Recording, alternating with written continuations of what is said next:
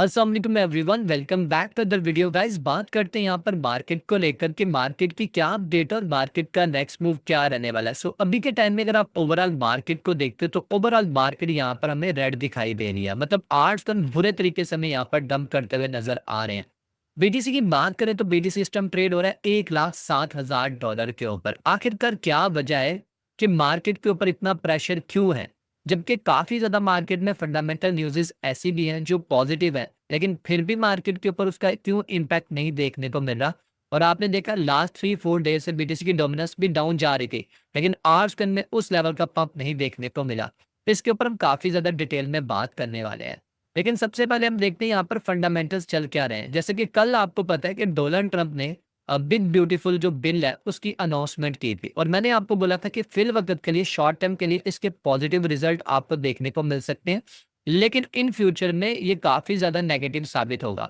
और लोग यहाँ पर चुप नहीं बैठेंगे। जैसे कि एलन मस्क को देख लें। एलन मस्क ने, मैंने आपको पहले भी बोला था कि एलन मस्क लाजमी यहाँ पर कोई ना कोई फंडा डालेगा, और ऐसा ही हुआ। कल उसने एक पोस्ट डाली जो कि आप यहाँ पर रीड कर सकते हैं। उसने डायरेक्टली जो है ना, एलन मस्क ने ट्रम्प के इस बिल को क्लियर कट तनकीद किया है। एलन मस्क ने बोला है कि ट्रम्प का ये जो वन बिग ब्यूटीफुल बिल है ना, ये क्रेजी है। ये इस तरह की स्पेंडिंग है, समझ लो कि अमेरिका के ऊपर $5 ट्रिलियन का कर्जा मजीद इंक्रीज हो सकता है। उसने यहाँ पर एक आइडिया भी दिया। एलन ने कहा है कि ये कंट्री अब वन पार्टी सिस्टम बन चुकी है। मैं इस पोके बिग पार्टी को कहता हूँ, मतलब पोकी बिग इसने नाम दिया यहाँ पर ना। अब वक़्त है कि एक नई पॉलिटिकल पार्टी का जो लोगों का ख़्याल रखे। मतलब एलन मस्क ने खुद पॉलिटिकल लीडरशिप के हवाले से यहाँ पर डिमांड कर रहे हैं, और जो ट्रम्प की ये पार्टी और बिल दोनों को ओपनली यहाँ पर चैलेंज कर रहे हैं। ये कल की इसका एक ट्वीट था ये एलन मस्क का। उसके कुछ ही घंटों के बाद यहाँ पर फिर से ट्रम्प ने यहाँ पर तनकीद किया एलन मस्क को। पहले तो इन्होंने तनकीद किया, एलन मस्क ने डोनाल्ड ट्रंप को किया, फिर उसके बाद यहाँ पर ट्रंप ने जो है सीधी-सीधी समझ लो कि उसको एक थ्रेट दिया। उसने बोला है कि यहाँ पर सीधा-सीधा उसने बोल दिया यहाँ पर ना कि एलन मस्क को सबसे ज़्यादा सब्सिडी मिल रही है इस टाइम। सबसे ज़्यादा जो है ना इस टाइम एलन मस्क की जो कंपनीज़ हैं उनको यहाँ पर सबसे ज़्यादा सब्सिडी मिल रही है।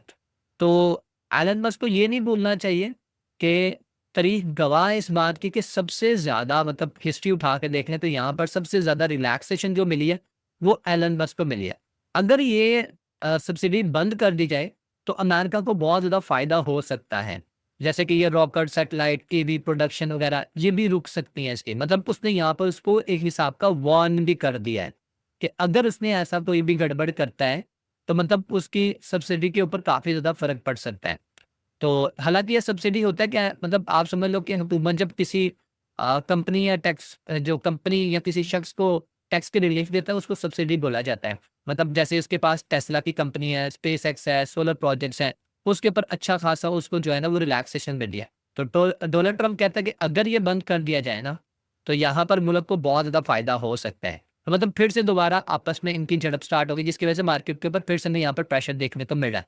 अगर ये मज़ीद इंक्रीज़ होती है तो फिर मार्केट के ऊपर और हमें प्रेशर देखने को मिल सकता है, क्योंकि आपको पता है टैरिफ तो बिल्कुल करीब है, और एक बीच में से ये नई बीच में टांग अड़ा दे तो वहां पर भी काम खराब हो सकते हैं। तो इसलिए मार्केट के ऊपर हमें इन न्यूज़ेस की वजह से प्रेशर देखने को मिल रहा है। लेकिन जो पॉजिटिव न्यूज़ेस है वो मैं आपके साथ शेयर करना चाहता हूँ। कल जो अमेरिका के वजीर खजाना उन्होंने बोला है कि क्रिप्टो स्टेबल कॉइन जो है वो लीगलाइजेशन हो जाएगी उसकी मिड जुलाई में, यानी कि 15 जुलाई तक जो है उसकी रेगुलेशन जो है वो कंप्लीट हो जाएगी। और इसके अलावा और भी कुछ इन्होंने अनाउंसमेंट की थी, आप जाके खुद भी रीड कर सकते हैं।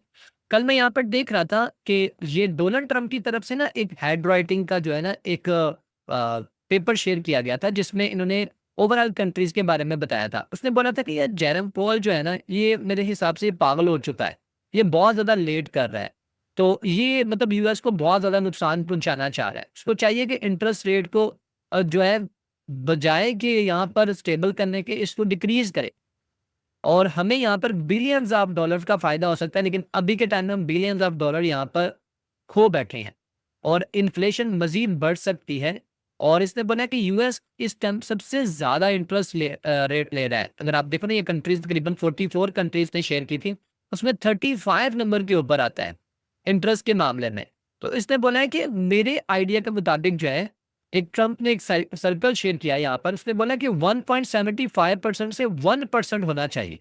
जैसे कि अगर आप यहाँ पर देखो ना डेनमार्क का, ये देखो डेनमार्क का उसने बताया, डेनमार्क का यहाँ पर मेंशन करके उसने बोला 1.75% या यहाँ पर 1% होना चाहिए, इससे ज़्यादा नहीं होना चाहिए। अब स्विट्ज़रलैंड को अगर आप देख लो तो 0.25% इंटरेस्ट के ऊपर वो देता है और कंबोडिया 0.45 और जापान 0.50% पे। तो वो उस हिसाब से बोल रहा है कि इसको टॉप 3, 4, 5 में आना चाहिए। तो ट्रम्प चाहता है कि यार फेड जो है ना यहाँ पर इंटरेस्ट रेट को कट लगाए, लेकिन वो इस तरफ आना पसंद ही नहीं कर रहा। लेकिन कल वज़ीर ख़ज़ाना ने यहाँ पर अनाउंसमेंट कर दी है कि वो बहुत जल्द जो है फेड के जो चेयरमैन है उनको चेंज करने वाले हैं, मतलब रिप्लेस करने वाले हैं। तो अगर ऐसा होता है तो फिर मार्केट के लिए अच्छा होगा। तो ये ओवरऑल फंडामेंटल है जिसकी वजह से कुछ फंडामेंटल पॉजिटिव भी हैं, कुछ हमें यहाँ पर नेगेटिव भी देखने को मिल रही है। लेकिन एक बात का ख्याल रखें, अगर 90% पॉजिटिव है और वहाँ पर 10% नेगेटिव आ जाए तो 90% के ऊपर भारी होती हैं। तो मार्केट तो यही चाहती है कि मार्केट में कोई ना कोई नेगेटिव न्यूज़ आए और मार्केट के ऊपर प्रेशर पड़े और मार्केट वहाँ से कोई ना कोई बहाना लेके नीचे की तरफ आ जाए। आज 1 जुलाई है और आज चेयर पॉल की स्पीच भी है और इसका भी इम्पैक्ट पड़ेगा। इसके ऊपर भी आपने लाज़मी नज़र रखनी है। देखते हैं क्या यहाँ पर आके बोलता है। अगर तो फिर से इसने अगेंस्ट बातें करनी स्टार्ट कर दी, फिर मार्केट के ऊपर हमें प्रेशर देखने को मिलेगा। अगर आप मार्केट के सेंटीमेंट की बात करते हो तो इस टाइम अभी भी स्टिल फियर एंड ग्रीड का जो इंडेक्स का चार्ट है वो 64 पे है, लेकिन ये 8 घंटे पहले की अपडेट है। अगर तो मार्केट के ऊपर थोड़ा-सा और प्रेशर आया तो ये न्यूट्रल में भी आ सकता है।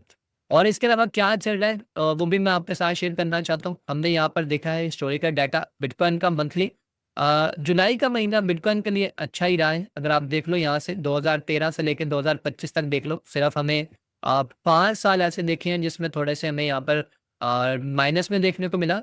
बाकी के अगर आप देखो यहाँ पर हमें पॉजिटिव ही यहाँ पर देखने को मिला और इथेरियम हमें यहाँ पर जो है वो बेरिश दिखाई दिया। यहाँ पर आप देख सकते हो मंथ ऑफ जुलाई में ऑलमोस्ट तकरीबन ज़्यादा टाइम में हमें यहाँ पर ये बेरिश दिखाई दिया है। तो इसका मतलब है मंथ ऑफ जुलाई में आर्ट्स के ऊपर प्रेशर देखने को मिल सकता है। तो मैं आपको यही बोलूँगा, अगर मार्केट थोड़ी-सी अपसाइड पे जाती है, अगर आप लॉन्ग टर्म के लिए बैठे हुए हैं फिर तो टेंशन नहीं है। तो अगर आप यहाँ पर शॉर्ट टर्म के लिए ट्रेड प्लान करके बैठे हुए हैं तो प्रॉफिट टेकिंग करते रहना साथ-साथ में। अब आपके माइंड में होगा यार बहुत सारे लोग पूछ रहे हैं मुझे आर्ट सीज़न को लेकर, तो देखो यार आर्ट सीज़न के बारे में रोज़ाना तो नहीं एक्सप्लेन कर सकता और आपको कई बार बता भी चुका हूँ कि आर्ट सीज़न ऐसे नहीं आता, थोड़ा वेट करना पड़ता है। लेकिन आपके लिए जो इम्पोर्टेंट मंथ है ना, मेरी बात ध्यान से सुन लो। अगस्त में आप समझ लो कि मार्केट जो है वो आपको आहिस्ता-आहिस्ता परफ़ॉर्म करती हुई नज़र आएगी। लेकिन अगस्त के बाद सितंबर, अक्टूबर, नवंबर, दिसंबर बहुत अच्छे साबित हो सकते हैं आपके आर्ट्स फंड के लिए। जितना आपने सब्र कर लिया ना, थोड़ा और सब्र करने की ज़रूरत है। आपको अच्छा परफ़ॉर्म करते हुए नज़र आएँगे। मैं बात कर रहा हूँ अच्छे आर्ट्स फंड की और ये मत एक्सपेक्ट करना कि आपके आर्ट्स फंड आपको 5x, 10x, 20x देके जाएँगे, ये सब झूठ है। बड़े भी अगर आपके आर्ट्स फंड अगर आपको अच्छे परफ़ॉर्म करते हुए नज़र आए, तो 2x, 3x से ज़्यादा मत एक्सपेक्ट करना। इससे ज़्यादा मत एक्सपेक्ट करना, मैं आपको रियलिटी बता रहा हूँ। उसकी रीज़न क्या है? अगर आप 2021 और 2017 के बुलियन के साथ इसको कंपेयर कर रहे हैं तो आप बिल्कुल रॉन्ग है। क्योंकि 2021 में जो सिनेरियो था वो आज नहीं है। 2021 में उस वक़्त आर्ट्स फंड की तादाद बहुत कम थी, आज बहुत ज़्यादा है। उस वक़्त मीम कॉइन बहुत कम थे, आज मीम कॉइन बहुत ज़्यादा है। उस वक़्त इंडस्ट्री बहुत कम थी, मतलब इतनी ग्रो नहीं हुई थी, लेकिन अब बहुत ज़्यादा हो चुकी है। उस वक़्त इतने नैरेटिव नहीं थे, आज बहुत ज़्यादा नैरेटिव हो चुके हैं। अंडरस्टैंड करें तो बहुत सारी चीज़ें हैं। उस वक़्त जो कॉइन आप मेजर कॉइन्स की बात करें, उस वक़्त उनकी सप्लाई कम थी, आज सप्लाई इंक्रीज़ हो चुकी है। उस वक़्त डिमांड ज़्यादा थी, सप्लाई कम थी, आज डिमांड कम है, सप्लाई ज़्यादा है। ये सारी रीज़न्स हैं। तो इसलिए आपको वो सुनहरे ख्वाब वाले बड़े-बड़े सोच के नहीं यहाँ पर बैठना कि यहाँ से 5x, 10x, 20x देके जाएँगे। भाई 2x, 3x भी दे दें तो इनफ है। आपके आर्ट्स में अगर आपको 2x, 3x भी दे देते हैं तो हमें एग्ज़िट प्लान करना है। बैठे नहीं रहना कि ये कॉइन $1 पे 100 पे जाएगा, वो दौर खत्म हो गए हुए हैं अब। हो सकता है कोई अच्छा कॉइन आ जाए जिसकी यूज़ केस अच्छा स्ट्रॉन्ग हो, लिमिटेड सप्लाई हो, डिमांड ज़्यादा हो, वो अलग बात है। मैं ओवरऑल कॉइन्स की मैं बात कर रहा हूँ। तो ये अपने माइंड में बिठा के रखो। अब बात करते हैं मार्केट टेक्निकली तौर के ऊपर किस तरह मूव करती हुई नज़र आ रही है। बीटीसी की बात करें तो बीटीसी $1,07,150 के ऊपर ट्रेड हो रहा है और इस वीक का स्टार्ट अच्छा नहीं हुआ। बीटीसी यहाँ पर अपना हाई बनाने के बाद फिर से लो की तरफ आ रहा है। ऑलमोस्ट तकरीबन $1,08,800 पर टच करके आया है इस वीक में और अभी $1,06,700 के लेवल को लो लगा कर आए हैं। तो अभी देखो यार इस ब्लैक लाइन से तो ऊपर है। तो मैं चाहता हूँ कि इस वीक की क्लोजिंग इस ब्लैक लाइन से ऊपर हो जाए, पॉजिटिव है। फिर बीटीसी आपको नेक्स्ट वीक में अगर तो पॉज लगा रहता है या डिले कर देता है। यहाँ पर ट्रम्प कह देता है कि मैं और आपको 1 महीने की, 2 महीने की, 3 महीने की और छूट दे रहा हूँ। मार्केट फिर से पंप कर सकती है और साथ में बीटीसी में भी आपको पंप देखने को मिलेगा, आर्ट्स में भी पंप देखने को मिलेगा।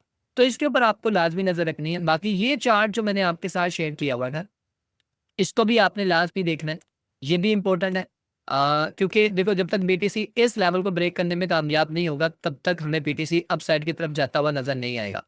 और अगर बीटीसी इस लेवल को ब्रेक डाउन कर देता है, जो कि हमारे पास बनता है 1,06,400 का लेवल, तो फिर बीटीसी नीचे आ सकता है 1,05,000 $4,000 पे। ऐसे मैं क्यों बोल रहा हूँ? अगर आप यहाँ पर लिक्विडेशन का हीट मैप देखते हो, तो लिक्विडेशन का हीट मैप यही बताता है कि नीचे की तरफ काफ़ी लिक्विडिटी है। अपसाइड पे भी है, नीचे की तरफ भी है, लेकिन ज़्यादा चांसेस है अगर बीटीसी इसी तरह 2-3 कैंडल और बना लेता है, तो फिर 1,08,000 से $1,10,000 तक जा सकता है। अगर आप बात करो यहाँ पर इथेरियम को लेकर, तो इथेरियम ऐसे समझ लो कि बिल्कुल सोया पड़ा हुआ है। मतलब हिल ही नहीं रहा, कंसोलिडेशन ज़ोन में घूम गया हुआ है। यहाँ पर आप देख सकते हो, एक ही ज़ोन में काफ़ी दिनों से, अगर आप बात करो 24 जून से लेके अभी तक ऑलमोस्ट तकरीबन 8 दिन हो गए हैं, यहीं पर ही 2400-2600 की रेंज में हमें यहाँ पर देखने को मिल रहा है। तो देखते हैं क्या करता है इथेरियम। अगर तो इथेरियम यहाँ से $2570 के लेवल को ब्रेक करता है, तो फिर चांसेस हैं कि ये $2800 तक जा सकता है। तो इसके ऊपर भी आपकी नज़र होनी चाहिए। बीटीसी की डोमिनेंस की बात करते हैं, तो बीटीसी की डोमिनेंस देखो यार, अभी तक इस लेवल तक नहीं पहुंची, जहां से मैं एक्सपेक्ट करता था कि हमें आर सीजन अच्छा देखने को मिल सकता है। तो यहाँ पर आने के लिए देखो, एक चीज़ को थोड़ा सा आप सोचो, अगर इसको इस लेवल पे आना है, तो ऑलमोस्ट तकरीबन ये बनता है 2.30%।